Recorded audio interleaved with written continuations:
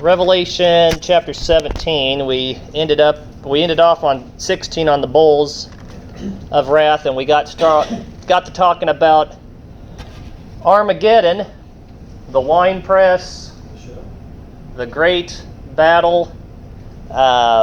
We could call it Gog and Magog, part 1, because part 2, there's a battle that happens so we can say this is a pre-millennial battle, and then there's going to be a post-millennial battle.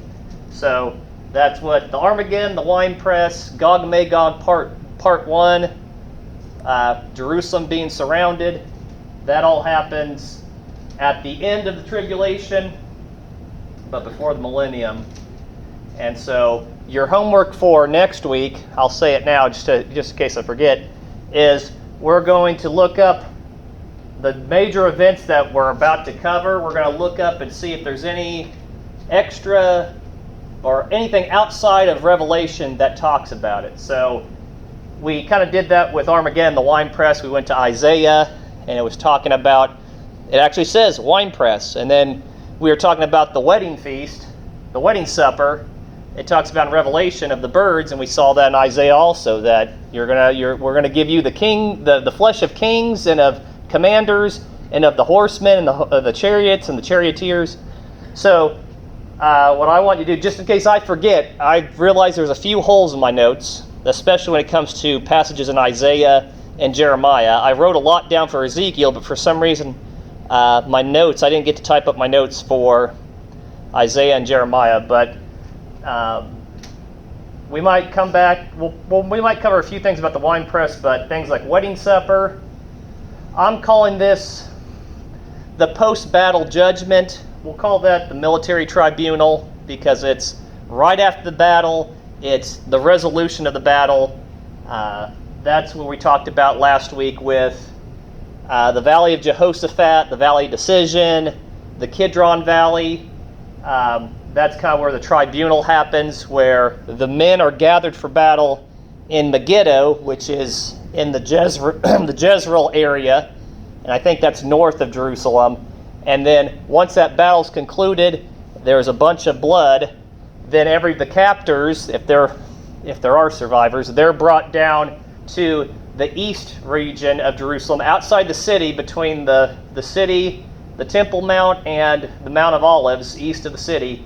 The Kidron Valley, that's where this tribunal happens, where there's a decision of who lives, who dies. Like the captors, it's like, okay, are we going to slaughter them as their punishment, or are we going to sell them as slaves, let them be indentured servants, or are we going to exile them out to other nations? And that's kind of after a battle.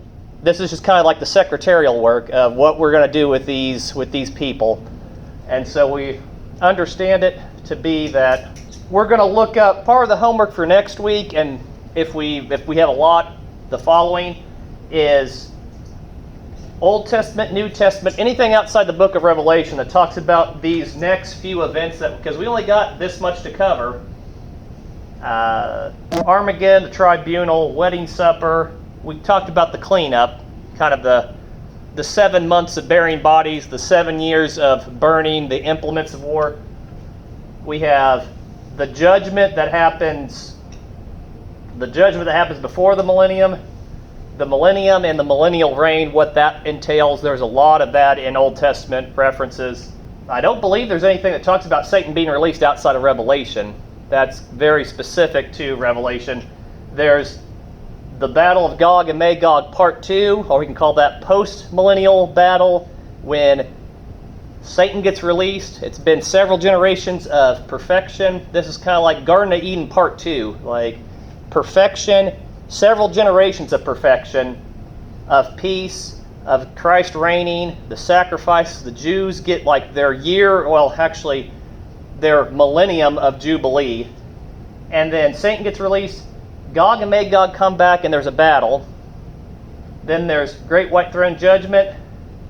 There's the fiery, I call the fire baptism of the earth. So we had a water baptism way back when, during Noah's time. And then God said, I'm going to give you the rainbow because I'm not going to do that ever again. He's going to baptize the earth with fire. Then we're going to have perfect earth. the new heaven and new earth and new Jerusalem. So I have those all listed down at the bottom of the current our current sheet, just to see what Old Testament references we can find, or even New Testament references. Like I said, the fire baptism, it's specific to 2 Peter 3, but you may be able to find some sort of reference elsewhere that talks about that, because that's really exclusive for Peter, or the book of Peter, 2 Peter, talking about this fire baptism. But Old Testament might have references. So just in case I forget something, I'll try to get as much as I can, but if you find something, we'll go over all these major events as we read through them chronologically. We only got, I think, 7 chapters left, and we're hopefully going to get through 2 today. So that's kind of the homework. Finish Revelation, and then look up any kind of Old Testament references you can. And it might be you read it, and it's like, oh, that might be this, and we'll discuss that, what that is. So we're kind of towards the end of the timeline. We're going to take a step back to go to midpoint, because I want to give you an example of like an event, something that's in the Old Testament that talks about the midpoint that's outside of Revelation. So to review, I kept talking about one of the things that signify the midpoint of the tribulation, or a transition from tribulation to great tribulation, midweek, is, well, first we're going to go to Daniel, because I keep forgetting to read that.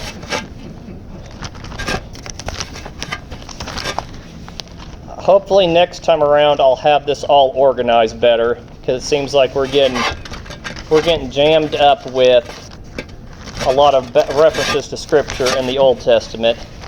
So I think it's Daniel 11 or 12. It's the end of Daniel. And it talks about why we sometimes call this the time of Jacob's trouble, or the week of tribulation, rather than the year or the 7 years of tribulation. It's where we get a lot of our apocalyptic references from Daniel. It's the one that talks about the 70 weeks of Daniel. I forget if that's 11 or 12. I'm still trying to find it. We'll go over our chapter 2, 7, and 8, but I want to get this one done. It's chapter 9, verse 24 and on. I'll read it. So, 72 weeks in the Messiah, the header. So, verse 24. 70 weeks have been decreed for your people and your holy city to finish the transgressions, to make an end of sin, to make atonement for iniquity, to bring an everlasting righteousness, to seal up visions and prophecies, and to anoint the most holy place. So you are to know and discern that from the issuing of a decree to restore and rebuild Jerusalem until Messiah the Prince, there will be 7 weeks, so 7 single digit, 7 weeks, and 62 weeks. So we got 7 weeks plus 62 weeks is 69 weeks. It will be built again with plaza and moat, even in times of distress. Then after the 62 weeks, the Messiah will be cut off and have nothing, and the people of the Prince who is to come will destroy the sanctuary, and it will end, and its end will come with a flood. Now, we've talked about this flood. I know, Mom, you said this is not metaphysical. This is not you're saying there's not a literal flood. This one seems to suggest possibly a physical flood. And there's debate on that. Because, sometimes in Scripture it talks about when there's a battle, they'll come on you like a flood. The bodies of the people, they call it, it was a simile or metaphor, like they will come on you like a flood. Mm-hmm. And so some translations say like a flood, others say it will come as a flood. So there's debate on that. This is referring back to chapter 11 in Revelation, where it talks about the red dragon is pursuing the woman who's supposed to be personified as Israel. It says water comes from his mouth to try to sweep her away, and it says the ground opened up and drank the water, or swallowed the water up, and she wasn't touched. And then it says then Satan got angry and moved on to her offspring, or to go after her other children, because it talks about the Son of Man was born and caught up, and then Israel flees to the wilderness, and we believe that is the 144,000. God sends them out to the wilderness and gives them provision. Satan tries to send a flood, whether that is the 2,000 or 20 or 200 million horsemen, like a flood of armies, and there is like Moses where they are swept away. They're swept away and killed by the Red Sea. This is a flood. This might be a flood of armies that gets ate up by, it says that when the Mount of Olives will split up and it'll be a mountain on one to the north and a mountain to the south. The Mount of Olives will be split, and Israel will go through that, just like the waters were parted and they walked through that. Well, it's suggesting that this could be a metaphorical flood of people, and the land falls on, just like the waters fell on Egypt. Or it could be an actual flood, a natural event, and the water or the ground parts and drinks the water or absorbs the water, or the water doesn't touch Israel fleeing. So that just keep that in mind. That could be like a flood or as a flood. There's different interpretations. You can argue on either side. We'll know when it happens, and you can say what about our rainbow? The rainbow. So we will never flood the earth universal. The earth. So we've had floods. I mean, Elwood went through a flood, and we almost had a flood. Last 2 years ago? Mm-hmm. So, or no, I guess it was 3 years ago. We almost had a flood. He won't destroy the world. So The earth, the whole entire earth. And I think that was that one time you missed, Roger. We talked about that. God promised, I will not send a flood. This one is the dragon sending a flood. So if it is that's an argument. If it is a actual flood, well, from what the Bible says, Satan spews the water out of his mouth. Like water came from his mouth, so Satan sent the flood. God promised he won't send a flood, that kind of thing. The sender, whoever sent it, God said, I'm not going to send a flood, a universal flood set in the same way as Noah. But then you have the counterfeit Satan sending a flood. And always think, Satan's not original, he just counterfeits. So he might send a flood, but it's not a universal flood. It wasn't from God. It was from his hand. So there's an argument. Like I said, I'm kind of back and forth. Oh no, it's a good question, because people say, well, it says flood, no flood. Well, we've had all kinds of floods, and like I said, here's a flood of fire, a baptism of fire. We had the baptism water way back, closer to creation, and then right before recreation, we have a baptism of fire. But we have like I said, I just mentioned that because I remember that was kind of is this an actual flood? And you can argue either side. And that was the one I was like, I know somewhere it says elsewhere outside of Revelation that there will be a flood. So I just wanted to hit on that. So it would never be a flood. Not a flood that would destroy the whole earth. Yeah.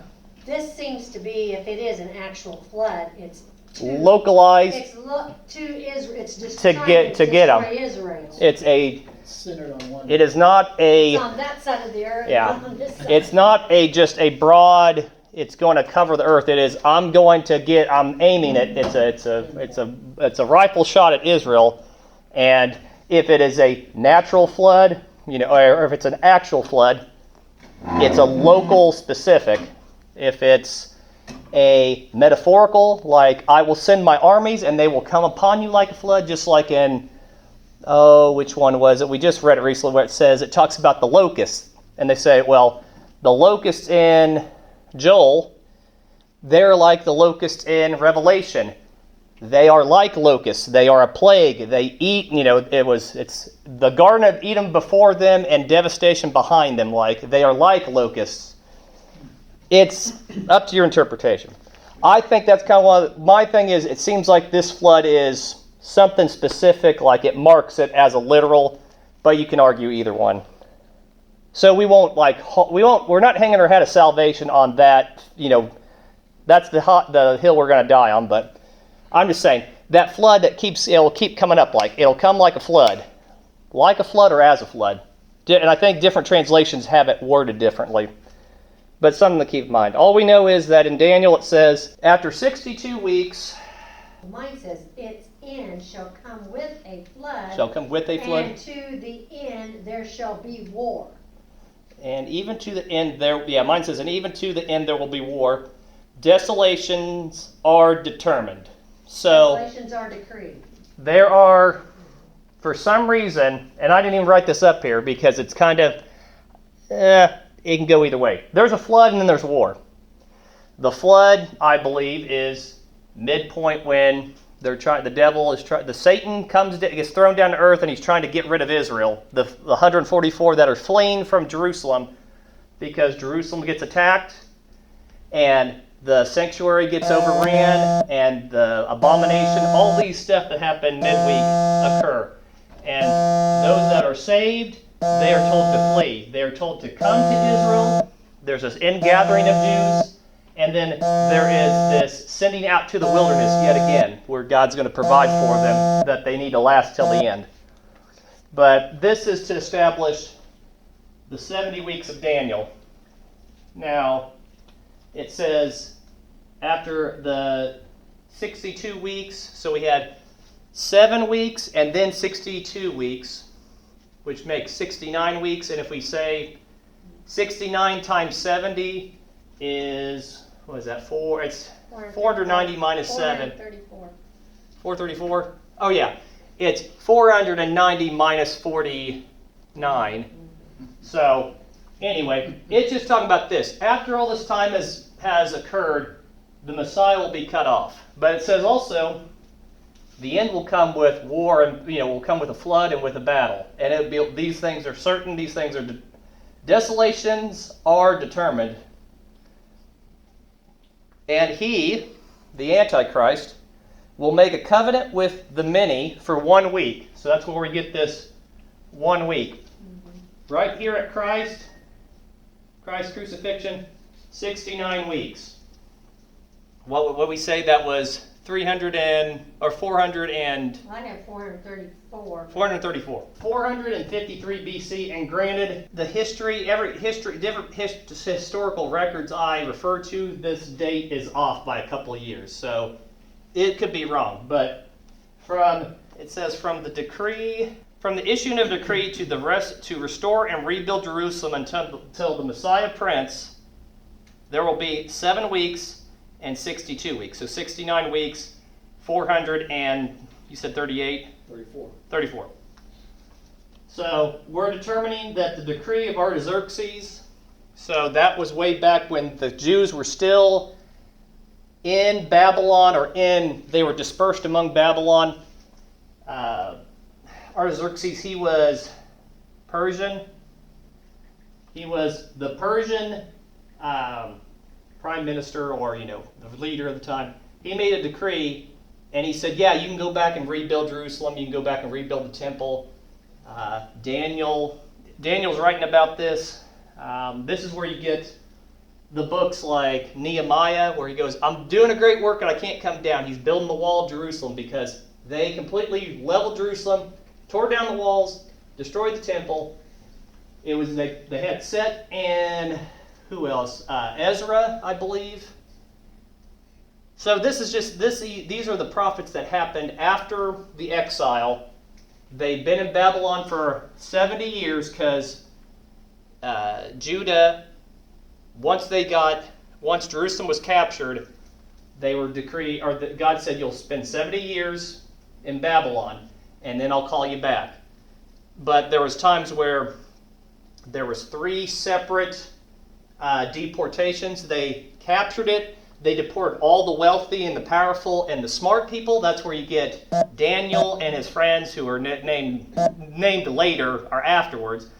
Meshach, Shadrach, and Abednego. So they were they were royalty, but they were also kind of I don't know what you'd call them. They were the brains. They were scholars at the time. They were royal scholars. So they were one of the first people to get deported to Babylon. And in Babylon, sent them away. When you lose a battle, you don't. Sometimes the person that wins gracious, he'll say, "Okay, just do what I say. You can keep your land. You can, you're my vassal now. You need to pay a tribute and everything." No, they kind of irked Nebuchadnezzar, and they went in there, slaughtered a bunch of people. They took all the good stuff and exported it. They tore down the walls, tore down a bunch of towns, set the temple on fire. Oh, they took everything outside the temple except for the Ark of the Covenant. They took all the articles out of the temple, burned it to the ground, blinded people, all kinds of bad stuff. But Daniel is one of the first people that was sent. So there was 3 separate deportations. He was one of the first ones. But they said, you're going to stay in Babylon for 70 years. And then later on, there's this decree of Artaxerxes where we set the date 458 or 453 BC. So we determined that from that time on to 30 AD, and sometimes they say 30 or 33 AD. There's kind of a 3-4 year kind of goof or fudging period of sorts, because technically Christ was about 33 years old, 33 and a half years old. Well, if he was born in 0 AD, they say, oh, well, then it must have been 33 when he was crucified. Well, when they did the Gregorian calendar, when they redid the calendar, they determined that Christ's birth was probably 3 or 4 BC. So and he was crucified on 30 AD. So there's kind of a 3 or 4 year kind of latitude on things. One of the reasons they believe that Antiochus, if you notice, Antiochus, the first part of his name, anti, they say he's the Antichrist. He is, but he is a type. Because in Daniel, what is it?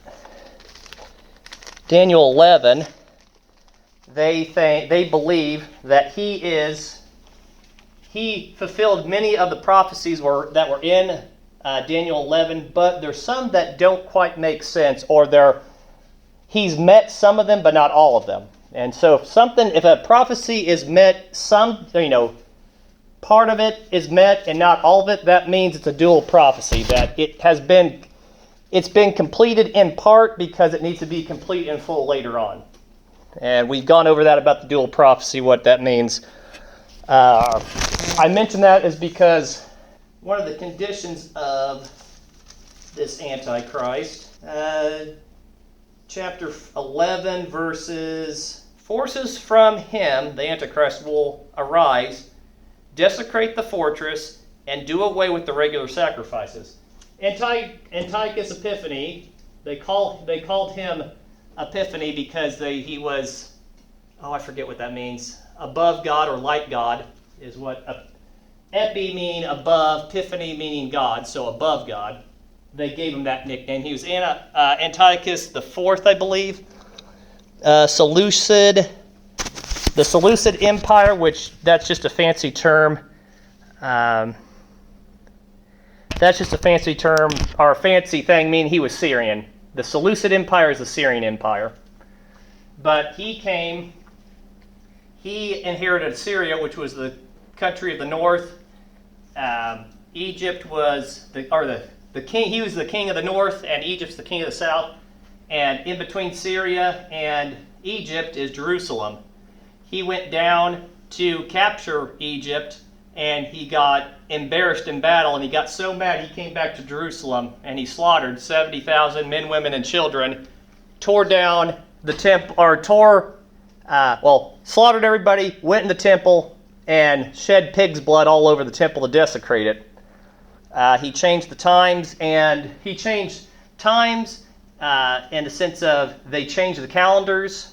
He abolished circumcision. He abolished the Jewish holidays. You couldn't read the Torah. You couldn't be Jewish. He wanted the Jews to become Romanized or Greek, or accept the Greek and the Romanized religion, and they refused. So he killed them and he forced them to not obey, and that's where he desecrated the temple. And then 3 years later, the Maccabeans, they were able to fight him and repel him, and they recaptured Jerusalem, and they rededicated the temple. That was in 3 years. They were able to do that from when it was desecrated to when they recaptured it and rededicated the temple. And that's where we get the Jewish holiday Hanukkah from, the dedication, the festival of lights.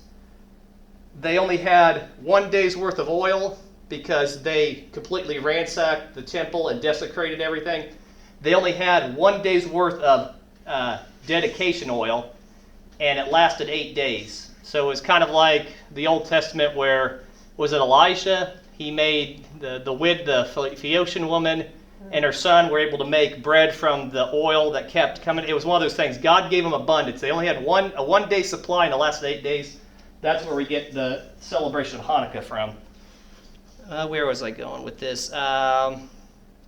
So they abolished the sacrifices. He will set up an abomination of desolation. They say that was he set up an altar to Zeus, a pagan god, for them to worship in the temple.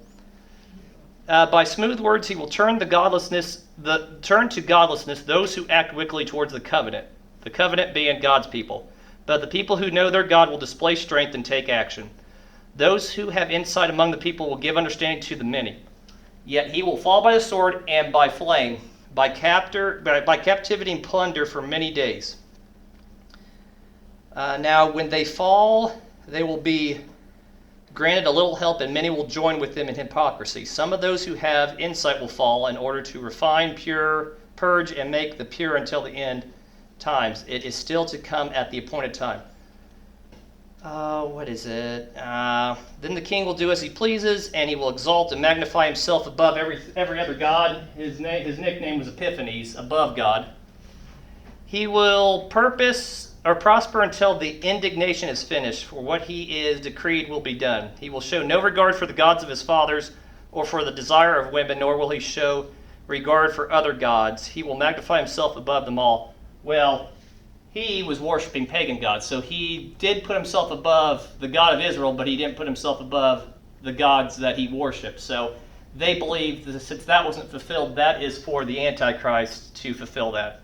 And also, he didn't desire women, so that's kind of odd, because I believe he had a wife. Who was it? Laodike was his wife. Well, his wife Laodike they named one of the cities after her, Laodicea, which was the 7th church in Revelation. So they named that city after his wife Laodike. So he had a desire for women because he was married, and obviously he had offspring and stuff. So they're saying this Antichrist to come, he will be just like Christ. No marriage or no desire, no relationship, because he is trying to fulfill his Father's will above the will of the flesh. He will show no regard to God's Father. He'll magnify himself. But instead he will honor a God of fortresses, a God who his fathers did not know, of gold, silver, costly stones. He will take action against the strong. The fortresses will help. He will grant honor to those who acknowledge him, and will parse out land for a price. I believe he did. That just sounds like an egotistical tyrant. So we can say that there's Antiochus over here, Antichrist over here. They're sharing that. I'm looking for where it says he'll change times and dates. Read chapter 11. It's somewhere there where it says he'll change the times and dates. But I just wanted to touch on that some people, the preterists, that believe that everything, the book of Revelation, everything has happened before the 1st century, they believe that's the Antichrist because he did desecrate the temple. The temple was rededicated. There's a lot of similarities. One thing I want to note on is, and there's also a thing about the 2300 days. I forget where that is at. Regardless, we have the 69 weeks of Daniel to where the Messiah is cut off, and then before the tribulation happens, we call this they call this the parentheses, or the church age, or the time of the Gentiles needs to be fulfilled. And there is this 7 weeks or 7 years, the last week of Daniel, the 70th week of Daniel, the 7-year period that is to come. But until then, we're in this kind of age. We're waiting to see, and we're wondering what is going to set all this off. So that's where we get the 70 weeks. We're in the week. Midweek is the midpoint of the 3.5 year, or the midpoint, the 3.5 years on one side or the other. The midweek, one of the things that I wrote down here is that Jerusalem is going to be attacked. Jerusalem's going to obviously be attacked in Armageddon because they're going to gather there for battle, but there's actually a gathering midpoint that Jerusalem's going to be attacked. The sacrifices that are set up already are going to be abolished, just like they were similar to back in 167 BC. Temple will be desecrated. Jerusalem will be attacked. The 2 witnesses are killed. The beast powers make their appearance. The treaty that was for peace that was set up 3.5 years prior is broken. And then we have this woe. We have this shift in the times. So in Zechariah 14, verses 1 through 7, you want to read that, Mom? What was it? Zechariah chapter 14. I was looking for. So one of the things that is outside, we understand to happen sometime in the book of Revelation, but we have way back in Zechariah talking about Jerusalem being attacked. The whole chapter? Just verses 1 through 7. Okay. See, a day is coming for the Lord when the plunder taken from you will be divided in its midst, for I will gather all the nations against Jerusalem to battle, and the city shall be taken, and the houses looted, and the women raped. Half the city shall go into exile, but the rest of the people shall not be cut off from the city. Then the Lord will go forth and fight against those nations as when he fights on the day of battle. On that day his feet shall stand on the Mount of Olives, which lies before Jerusalem on the east, and the Mount of Olives shall be split in two from east to west by a very wide valley, so that one half of the mount shall withdraw northward and the other half southward. And you shall flee by the valley of the Lord's mountain, for the valley between the mountains shall reach to Azel, and you shall flee as you fled from the earthquake in the days of King Uzziah of Judah. Then the Lord my God will come, and all the holy ones with him. On that day there shall not be either cold or frost, and there shall be continuous day. It is known to the Lord, not day, not night, for at evening time there shall be light. That's 7. Yep. So it transitions. You can, if you read the rest of it, it'll transition into the millennial kingdom. So this is before. We have A big battle. We have this big battle. Now, this is one of those things. Okay, is this talking about Jerusalem being attacked midweek, Jerusalem being attacked Armageddon, or Jerusalem being attacked post-millennium? It seems to me that it is talking about, it can't be Armageddon because Jerusalem is allowed to be sacked. They are allowed to enter it. In Armageddon, that doesn't happen. They gather outside of Jerusalem, and God disposes of them. Not only that, he has a tribunal outside of Jerusalem. The city's never breached during Armageddon. This one, it says, they go in there and they sack the city. Half will be cut off and exiled. The other half will be stuck in the city.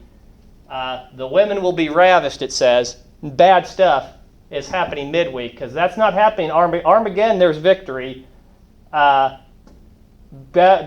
second one, get Battle of Gog and Magog, Part 2, that's victory too. This one's talking about some sort of defeat, because it says that the Mount of Olives will split north and south, and they'll flee through that. So there is a fleeing, I believe, of the 144,000 fleeing Jerusalem. There's faithful Jews that are in there that might be able to, they're inside the temple, and they are the half that's cut off, or they're the half that stays in there. Some flee, but it also says half of them are exiled. So half of them are caught and sent out to, that's part of your punishment. You get caught, your punishment is you lose your citizenship. You get sent elsewhere. Just like the Jews when they lost, and when Babylon conquered them, they exiled them. Starting with Daniel, they start with the rich, then they start with the middle class, and they start with the poor. And if you were really, really poor, you stayed in Jerusalem, and there was nobody there to help you. They just said, "Oh, tend the land and figure it out." So we have this fleeing. We have a fleeing into the wilderness and a fleeing from Jerusalem. Whether that is you're actually fleeing from Jerusalem or you're a captive and you're getting sent out. So to me, that is for Zechariah 14, 1 through 7. It is midweek. Some sort of problem. Jerusalem gets attacked, and people are captured and sent out. There's a defeat in that.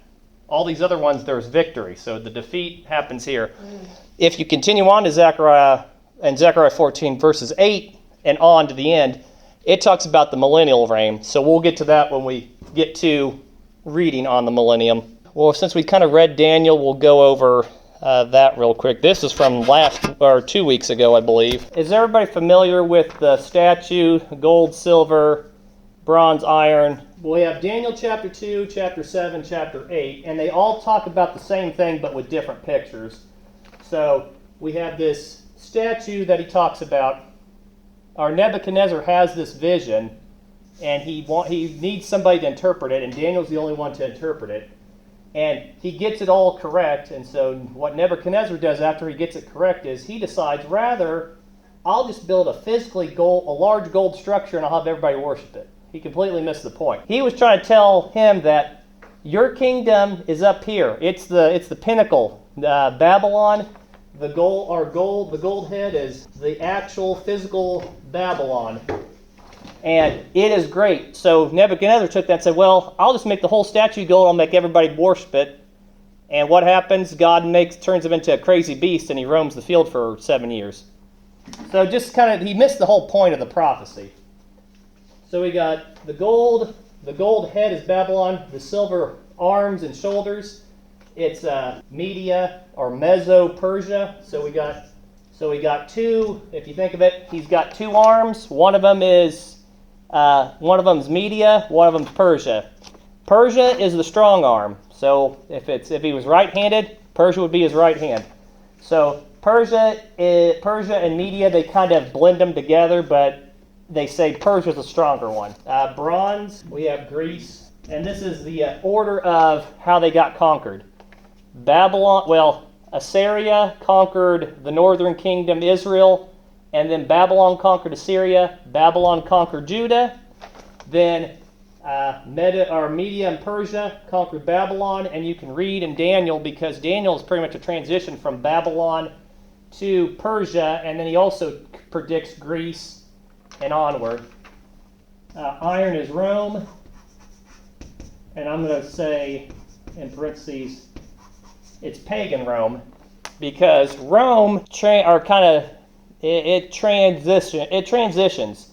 It stays pagan for a while, but eventually it accepts Christianity and blends it in with Greco-Roman philosophy and mythology, and that transitions to, well, we'll get to that with the iron and clay. If you have that one sheet, that's all that is, and I have kind of the rough dates on it, on what the statue is. But I just wanted to cover Daniel.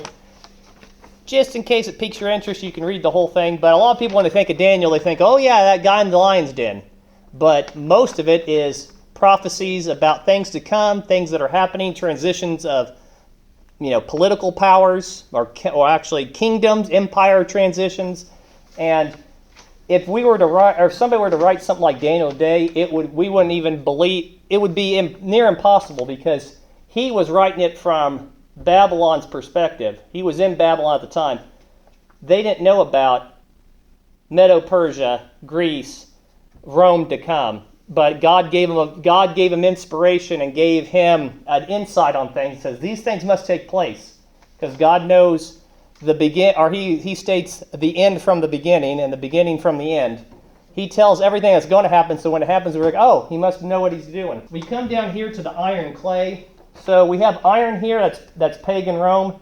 We have iron clay. Ironically, this we'll look at this governmental power, the spirit, the anti-spirit, the abyss monster. It has 10 heads, 10 horns. Well, 7 heads, 10 horns, 10 crowns.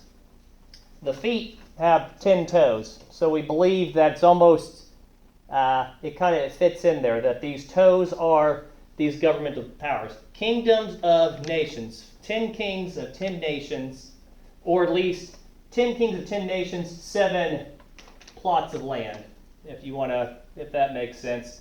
But these are iron clay mix. Though, if you think about it, clay and iron don't really mix. They adhere together a little bit, but you can see the separation. It's like marble. You can tell what the differences of them.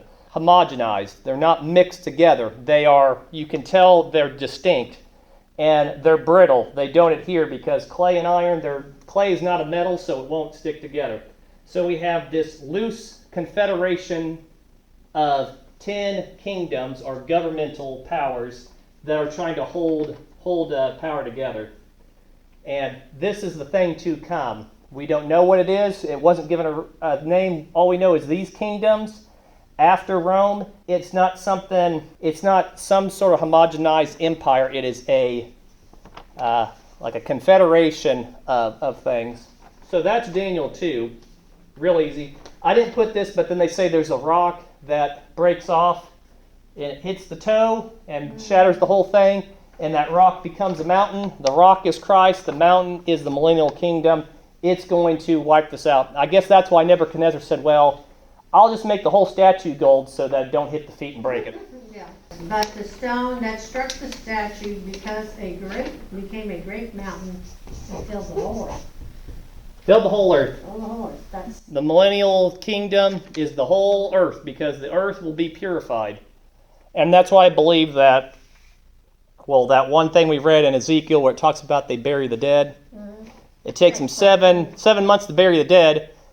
Well, it's not here because there's no victory in midpoint. There's a victory here, and there's 1,000 years, so they have plenty of time for cleanup. The battle after the millennium, it's going to fire. They're going to incinerate everything, so why bury the bodies if they're going to incinerate? Does that make sense? Like, it would seem like they're saying, oh, we need to purify the land. That's why I think there's kind of a time of restoration before the millennial kingdom. There's time for burying the dead, purifying the temple purifying or rebuilding the temple and then purifying it because it's been desecrated and destroyed.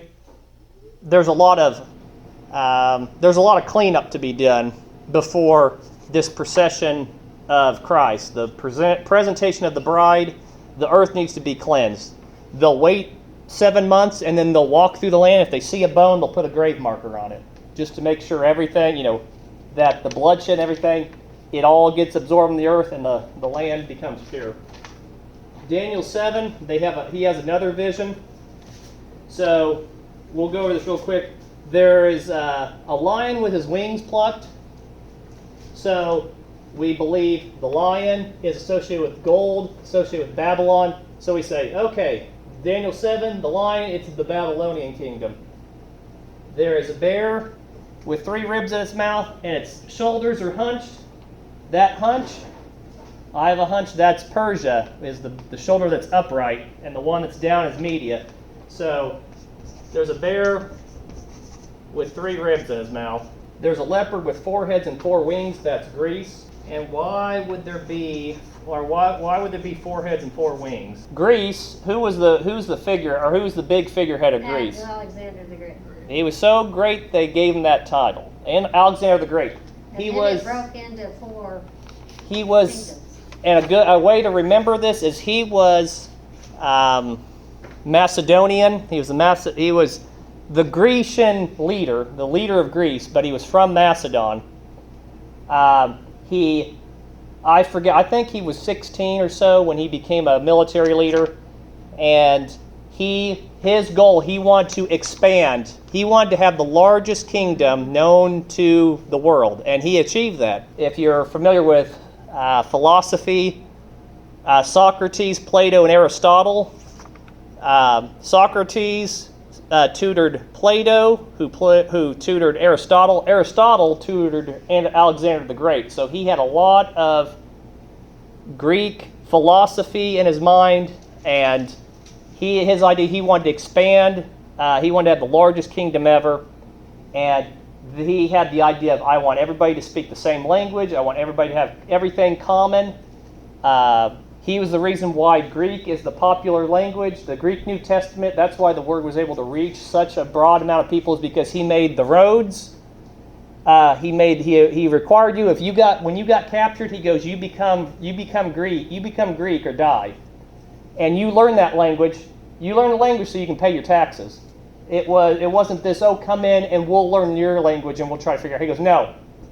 It's like, if you're in America, you speak American. If you get ruled by Greece, you speak Greek. And so that's why we have a Greek New Testament, and that's why the word spread. Galatians 4:4, where it talks about a point in time, like when at the appropriate time Christ came and died. He came and died a Roman crucifixion, but a Greek culture and a Greek language. And we have the New Testament in Greek, still in Greek, and it was able to reach beyond the scope if it was just written in Hebrew or written in Aramaic or written in whatever other languages were popular at that time. If it was written in just a specific dialect, it would be very local. But since we had the Roman road and the Greek culture, it was able to proliferate. Alexander the Great, he died when he was 30. I think 33, ironically, the Antichrist is supposed to be 33. Christ died when he was 33. So kind of a similarity. He died as soon as he conquered his whole territory. He died, and his kingdom got split up among 4 generals. Yeah, his 4 generals. So we have Syria, and like I said, Syria is the northern kingdom. It is the Seleucid Empire comes from that. We have the southern kingdom, which is Egypt. What is it? Macedon, which that was where he came from. Thrice. They got split up into 3 generals, and then these generals, all they did was war together. And his kingdom was really weak. Romans came to power and assumed all that. So when it talks about in Daniel chapter 11, where it talks about the king of the north and the king of the south, we understand that to be the king of the north, Syria, king of the south, Egypt.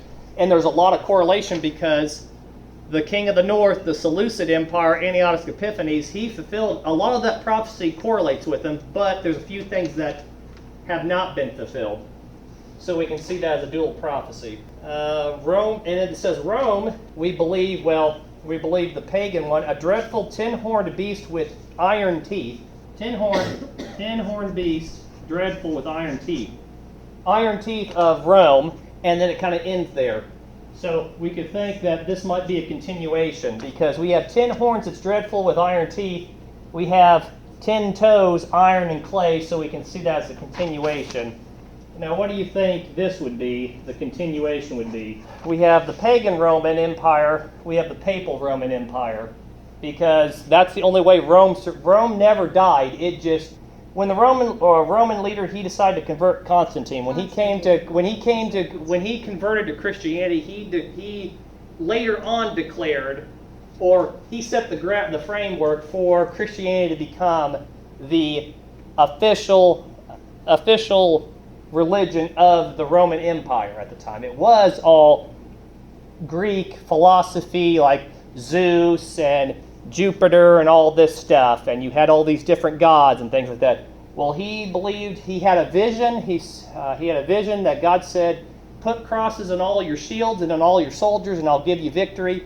So he woke up from that dream, and he put a cross on every piece of article he had, and he was given victory. So he believed, okay, well, God blessed me, so we all need to become Christians, so I'm going to declare if you're a Roman, you're a Christian. Just like if America, most people say if you're American, you're Christian. We know that not to be true, but a lot of people say, oh, well, I'm a Christian, I'm American, therefore I'm a Christian. Or if you ask them, why are you Christian? Well, I'm American. Or my parents are Christian, so I'm Christian. There's not a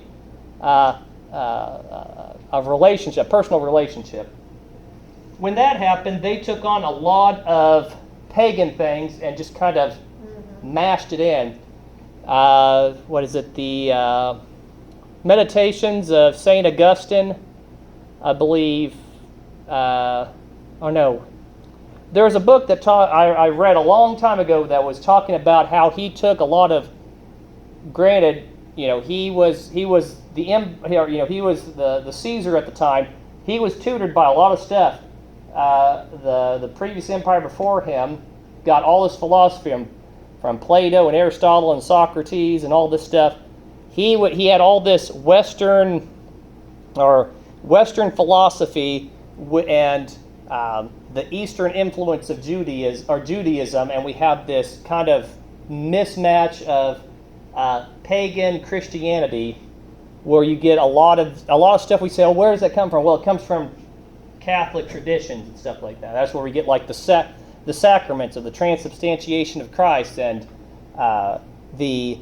we need to pay indulgences to pay people out of purgatory. Purgatory. If you read Dante's Inferno, it talks about there's all these 10 circles of hell, and different people are punished for different things, and it's pretty much a mockery of the Catholic Church.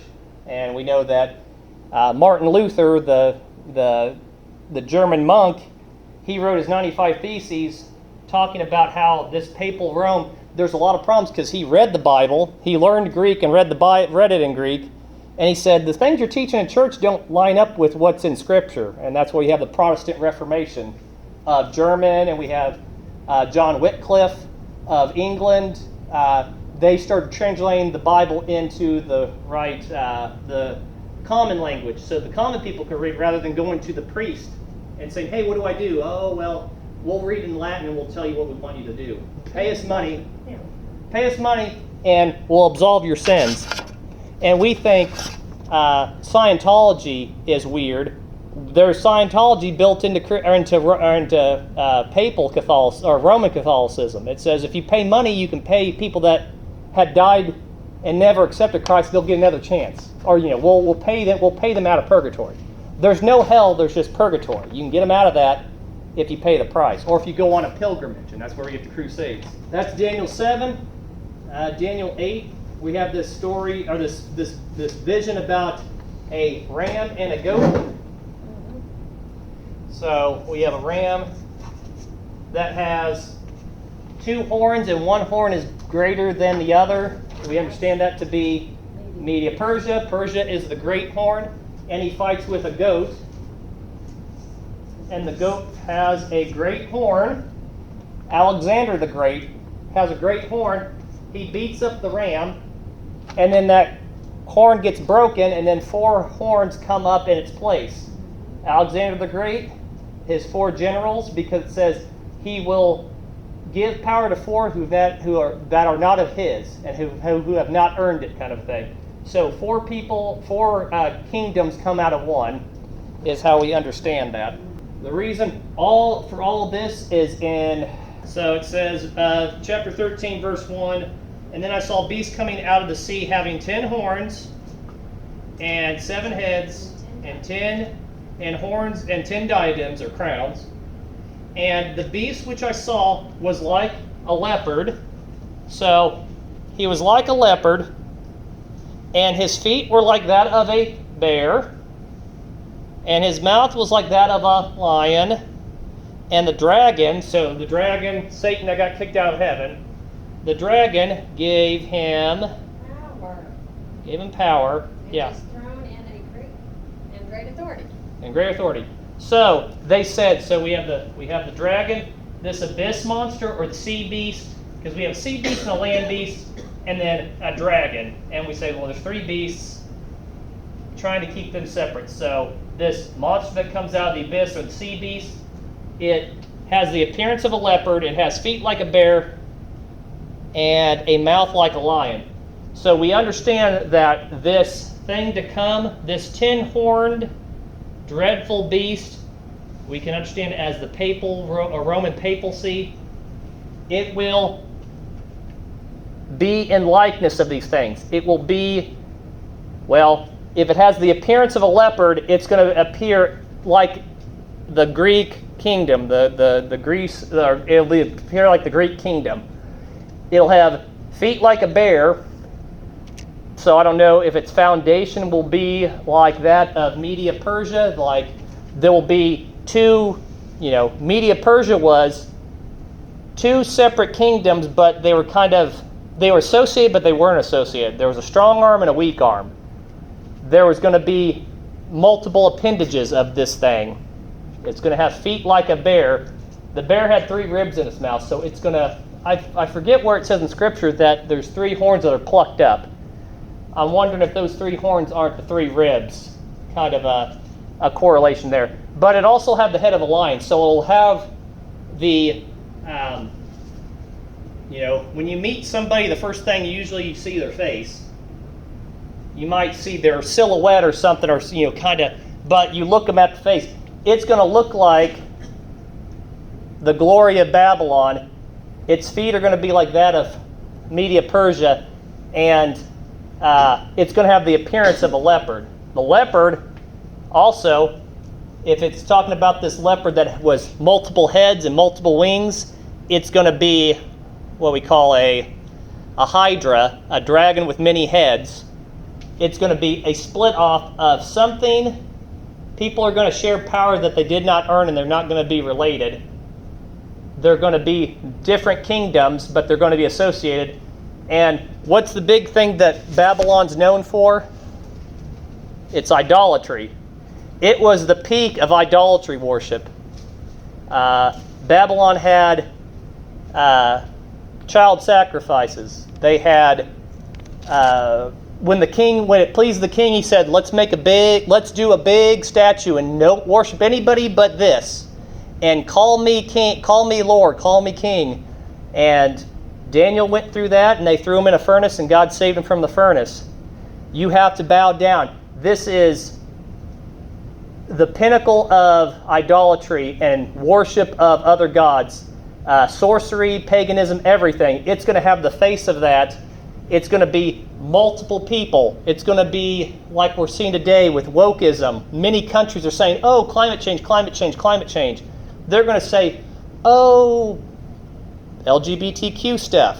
We see that. Everybody's supporting that. There's more people hanging the rainbow flags than they are of their own country's flag. And they say, you do it, or you're not with us if you don't do it. Well, that's how Greece was. Alexander the Great. He said, rampant homosexuality in the Greek and you do what I tell you, you become Greek or you're dead. If you're an America, speak American. If you're part of the system, then you need to speak part of the system. And we see what happens when you go against that. Oh, you can't do commerce. Oh, you're going to be beheaded. Oh, receive this mark. We talk about we see that the 144,000 receive a seal, and we see later on when this beast power comes, we understand the earth beast or the land beast is the Antichrist. He is the cult leader or a figurehead or just a charismatic leader. He convinces people to make images, and he convinces people to get marks on their head, their forehead or their arm, right arm or forehead, or you can't do commerce. It would seem like that is almost like the seal of the Holy Spirit, or if you want to think about lesser like a mark of the flesh, it is the anti-circumcision. It is a mark of the flesh that you are given as a sign of, I'm part of the covenant. You're making a covenant with the devil, and his physical covenant, just like God's people, it's the Jewish people, it was circumcision. Satan's people, it is this mark on the arm or mark on the forehead, or I don't think it's something you wear. It might be an injection, a tattoo, a scarring of something, but it's a mark. And if you don't receive that, you can't do commerce, you can't participate in the world system that they are establishing. This, I keep saying confederation, this loose association of kingdoms. And we're seeing that develop now, where people are talking about, the new, or the World Economic, what was it called? They call it New World Order, or the World Economic Forum. That's it. Yeah. And we're saying, oh, you need to do this, or you're not with. Oh, they talk about climate change. Or let's not eat. You need to eat the bugs and not eat the meat. You need to not fly on planes and sell your car. You need to walk and go to solar. We have all this stuff like this unnecessary pressure on stuff. It's like, why do we? You tell us to do that, but then when you have a meeting, everybody flies their private jets there. They don't want the poor people, or the underlings, to have the same conveniences as them. They want to eat the meat, but they want us to eat crickets. Personally, I'll feed the crickets to the chickens, eat the chickens. I like cricket flavored chickens. I don't like cricket flavored crickets.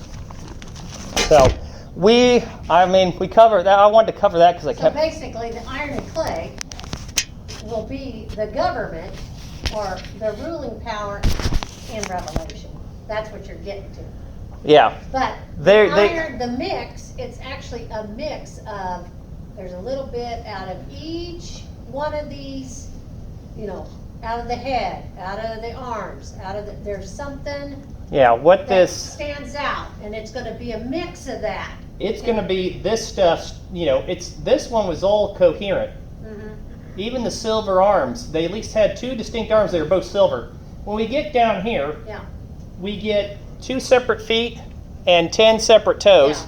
It's gonna be a conglomeration. And they're going to be marbleized because they're not going to adhere very well.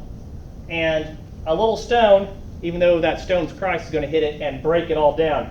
But we see it happening here. Now, before I forget, when the Roman Empire fell, it split off into the West and Eastern empires. We have the Western Empire, which is the Holy Roman Empire. And see, they say, we're not just the Roman Empire, we're the Holy Roman Empire. That's where you get political power, kingdom power, and religious power put together. That's where you get the Crusades. That's where you get the Pope. That's where you get this almost Sharia law. If you want to think about Islam, you get like Catholic law that they want to implement. You have Holy Roman Western Empire, and then you have the Eastern, which is Byzantium Empire. That's where Constantinople, that's where Constantine comes from. It splits off. You think of the two legs. It diverges, Eastern and Western Rome, and then those form into 10 separate things. We won't get into this, but something to think about is America is not explicitly stated in the Bible, so there's questions for why that is. And we didn't even get to our reading of Revelation because it doesn't talk about America, but it talks about this mystery Babylon. So we have actual Babylon, but then they talk about this mystery Babylon. It's a harlot that's riding on the government powers. She's dressed in scarlet and purple. She has a chalice or a cup full of wine of the blood of the saints.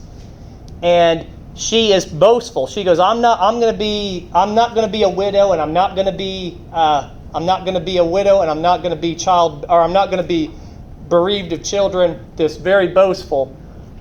They call her Mystery Babylon. If it's a mystery, that means we don't know what it is, obviously. So a lot of people say, oh, well, that's going to be Babylon. That's going to be Babylon restored.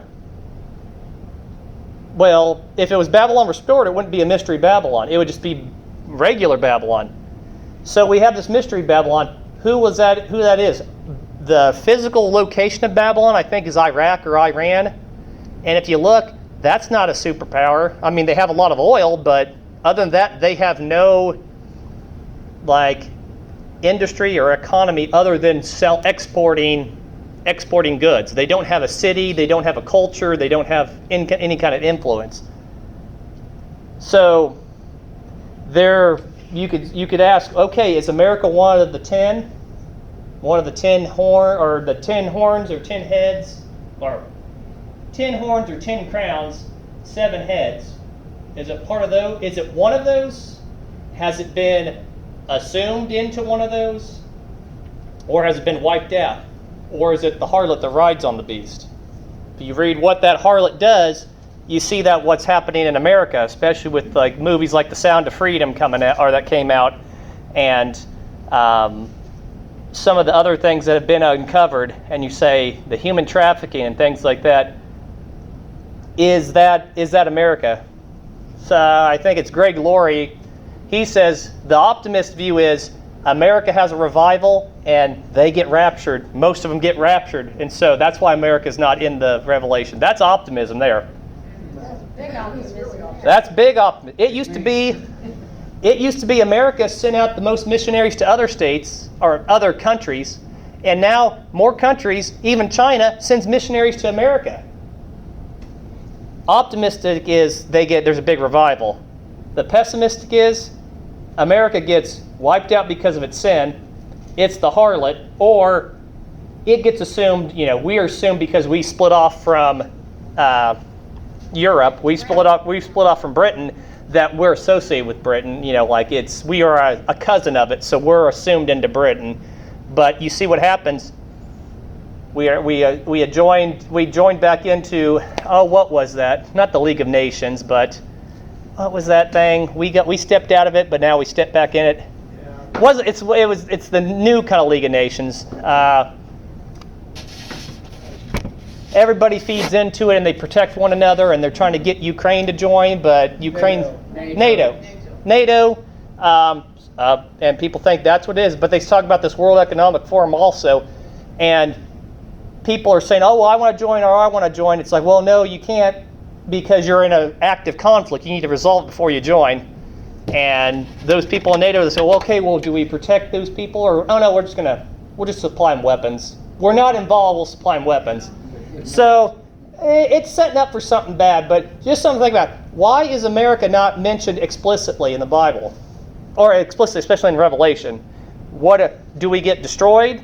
Do we get do we get destroyed by something bad? Do we get destroyed in the sense of most people get raptured because there's a great revival? Or do we get assumed into one of the toes, one of the ten, the confederation of things?